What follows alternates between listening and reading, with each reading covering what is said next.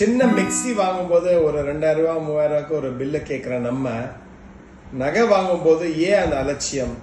ஒரு துண்டு பேப்பரில் பில்லு வாங்குறது, ஒரு சின்ன பேப்பரில் பில் வாங்குறது, ஏன் ஜிஎஸ்டி பில் நம்ம கேட்கறது இல்லை? ஜிஎஸ்டி பில் இல்லாமல் நீங்கள் நகை வாங்குறது ஒரு பெரிய ஆபத்து, அதாவது பேராபத்துன்னு நான் சொல்லுவேன். ஜிஎஸ்டி பில்லை வாங்குறது மட்டும் இல்லாமல் அது எப்படி செக் பண்ணுன்ற வாங்க நம்ம இந்த வீடியோவில் பார்ப்போம். முதல்ல ஃபர்ஸ்ட் ஜிஎஸ்டி வந்து 15 டிஜிட், அதாவது 15 இலக்க ஒரு நம்பர் இருக்கும்.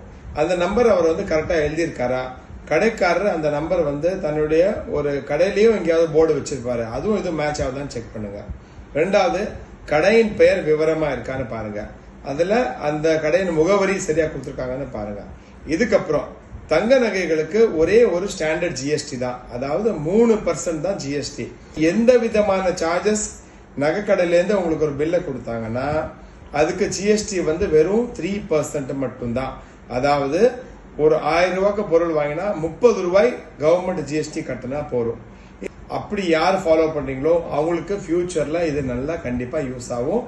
So be careful. தேங்க்யூ, பாய். முக்கியமா என்னோட எல்லா ரீல்ஸ்களையும் நிறைய பேர் பாக்குறீங்க, ஆனா ஃபாலோவர்ஸ் பார்க்கும்போது ரொம்ப கம்மியா இருக்கு. எங்களுக்கு ஒவ்வொரு ஃபாலோவும் உதவியா இருக்கும்.